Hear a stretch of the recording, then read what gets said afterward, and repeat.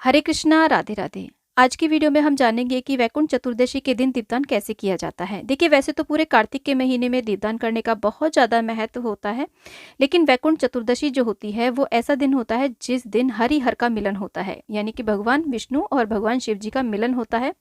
और इस दिन ऐसा माना जाता है कि वैकुंठ के द्वार खुले रहते हैं, तो इस दिन दीपदान करने का महत्व और भी ज़्यादा बढ़ जाता है। तो ये कुछ विशेष दीपदान होता है। इसमें 14 दीपकों का दान किया जाता है। देखिए, चतुर्दशी का जो दिन होता है ना, वो बहुत ज़्यादा अंधकार में वाला दिन माना जाता है, यानी कि काफ़ी अंधियारा रहता है, तो इसमें दीपदान करने का बहुत ज़्यादा महत्व होता है। तो ये जो दिए हैं, ये दिए आप तिल के तेल के जला सकते हैं। वैसे सरसों के तेल के दिए कार्तिक मास में जलाए जाते हैं, और आप देसी घी के भी ये दिए जला सकते हैं। तो 14 दिए हमें लेने हैं। दिए आप मिट्टी के ले सकते हैं, आप चाहें तो आटे से भी दिए बना सकते हैं। तो दियों का हम पूजन करते हैं, दिए बनाते हैं। उसके बाद में दिए जला करके और उसके अंदर थोड़े से तिल जरूर डाल दें और थोड़े से फूलों आदि से पूजन कर दें, और दियों को भी आप टीक लें, हाथ में जल लेकर के दियों को मिनस लें। तो ये जो दिए हैं, ये हमें कहाँ कहाँ पर रखने होते हैं। तो देखिए, ये जो दिए हैं, इन दियों का हमें कुछ विशेष स्थान होते हैं जहाँ पर हम इन दियों को प्रज्वलित करते हैं। तो सबसे पहले देखिए, पहला जो दिया रखा जाता है वो शिवालय में रखा जाता है। और ये जो दिया दीपदान हमें करना है, रात में 12 बजे के आसपास करना है। आप रात में 12 बजे के बाद से लेकर के 3-4 बजे तक, सुबह ब्रह्म मुहूर्त तक आप इस दीपदान को कर सकते हैं।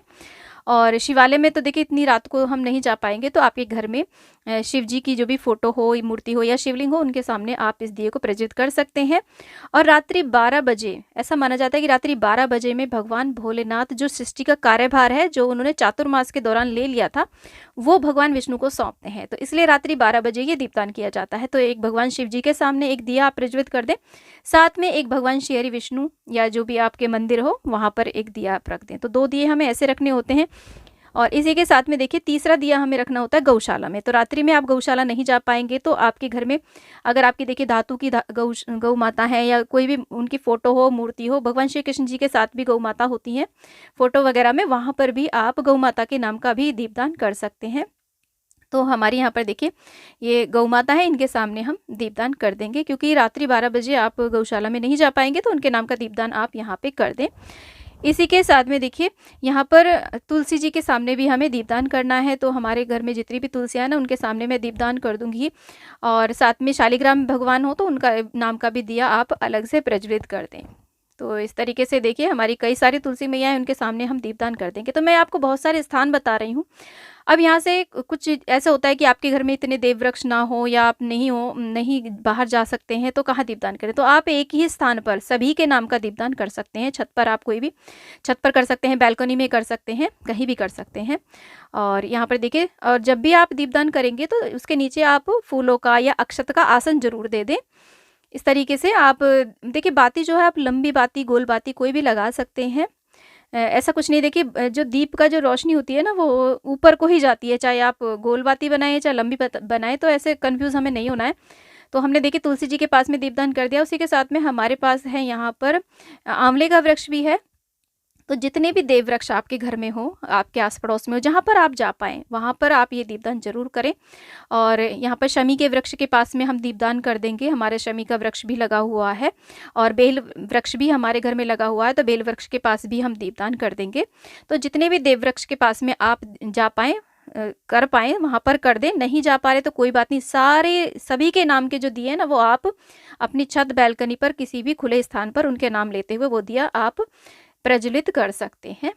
तो यहाँ पर देखिए, हम इस तरीके से और बाकी आप कहीं भी नहीं जा पा रहे तो सारे दिए आप तुलसी जी के सामने भी जला सकते हैं। तो हमारे पास देखिए, केले का भी वृक्ष है, तो केले के वृक्ष के पास भी हम ऐसे ये दीपदान कर देंगे। और इसी के साथ में देखिए, अपनी किचन में भी एक दिया आप जरूर जलाएं, माँ अन्नपूर्णा के नाम का। अपने जो चूल्हा है उसके पास जला सकते हैं। और ये जितने भी दिए हमें जलाने ना, थोड़े सावधानी से जलाने हैं, किसी भी ऐसे स्थान पे ना रखें कि कोई भी अप्रिय घटना घटे। तो ध्यान से हमें सारा दीपदान करना होता है। और यहाँ पर देखिए, हमने मदार का वृक्ष भी लगाया हुआ है, तो मदार के वृक्ष के पास भी हम दीपदान कर देंगे। तो वैकुंठ चतुर्दशी का जो दिन होता है, वो हरिहर के मिलन का दिन माना जाता है। इस दिन भगवान शिव जी का और विष्णु जी का साथ साथ में पूजन होता है। आज के दिन भगवान भोलेनाथ को आप तुलसी दल जरूर अर्पित करें, और भगवान शालिग्राम भगवान विष्णु को आज के दिन आप बेलपत्र जरूर अर्पित करें। अब देखिए, वट वृक्ष भी हमने लगाया हुआ है, तो वट वृक्ष के पास में भी हम दीपदान कर देंगे। यानी कि करीब करीब ज़्यादातर सारे जो देव वृक्ष हैं वो मैंने लगाए हुए हैं। गमले में। बाद में जब ये थोड़ा और मैच्योर हो जाएंगे तो मैं इन्हें किसी भी खुले स्थान में लगा दूंगी। एक दिया हमें देखिए यानी कि हमें छत पर भी लगाना है, खुले स्थान पर, जिसे हम आकाश दीपदान बोलते हैं ना, वो हमें करना है। एक दीपदान जो हमें करना है वो घर के बैक साइड में, जो भी सबसे ज़्यादा अंधियारा कोना हो ना, वहाँ पर भी एक दीपदान हमें करना होता है। इसी के साथ में एक दिया जो हमें जलाना है वो दक्षिण दिशा की ओर मुख करके भी जलाना है। तो दक्षिण दिशा की ओर मुख करके, यानी कि अपने पितरों के नाम का भी एक दिया हमें प्रज्वलित करना है। और यहाँ पर देखिए जो 2 दिए लगाने हैं हमें, अपने घर की जो मुख्य चौखट है, दहलीज है, उसके दोनों तरफ भी हमें एक एक दिया लगाना है। और एक दिया हमें लगाना है जो भी आपका जल स्रोत हो, जो भी जल का स्थान हो, जहाँ कहीं से भी पानी आता हो, कोई भी टैंक हो पानी का, और आपका आरओ हो या कोई घड़ा भर के आप रखते हो, तो वो गंगा दीपदान के करीब माना जाता है। और इस तरीके से आप जल स्रोत के पास भी एक दीपदान करें। तो ऐसे देखिए हमने जगह जगह रख दिए, तो 14 दिए हैं ये, 14 जगह आप रख सकते हैं। अब मैंने तो जगह 14 से ज़्यादा आपको बता दी हैं, तो इनमें से जो भी जगह पे आप कर पाएँ वहाँ वहाँ आप ये दीपदान अवश्य कर दें। और इस तरीके से देखिए जो भी मेन चौखट हो, दरवाजा हो, उसके दोनों तरफ हमें दिए प्रज्वलित करने हैं। तो इस तरीके से आप वैकुंठ चतुर्दशी की मध्य रात्रि से लेकर के अगले दिन सुबह 3-4 बजे तक, यानी कि ब्रह्म मुहूर्त तक आप ऐसे दीपदान कर सकते हैं। वैसे आप रात्रि 12 बजे करें तो बहुत ज़्यादा शुभ रहेगा। तो देखिए हमारी छत पर हमने चारों तरफ दिए रख दिए इस तरीके से, तो बहुत सुंदर लग रहा है। तो ऐसे आप जरूर दीपदान करें, क्योंकि ऐसा माना जाता है कि वैकुंठ चतुर्दशी की रात्रि में या पूरे दिन वैकुंठ के द्वार सदैव खुले रहते हैं। ऐसे दीपदान करने से विष्णु भगवान का, शिव जी भगवान का आज के दिन पूजन करने से हमें वैकुंठ धाम की प्राप्ति होती है। तो फ्रेंड्स, वीडियो यदि थोड़ा सा भी यूजफुल लगा तो प्लीज़ वीडियो को लाइक शेयर, चैनल को जरूर सब्सक्राइब करना, और कॉमेंट बॉक्स में विष्णु भगवान, भगवान भोलेनाथ की जय आप अवश्य लिखना। फ्रेंड्स, आप सभी को वैकुंठ चतुर्दशी की बहुत बहुत शुभकामनाएं। जय भोलेनाथ, जय विष्णु भगवान।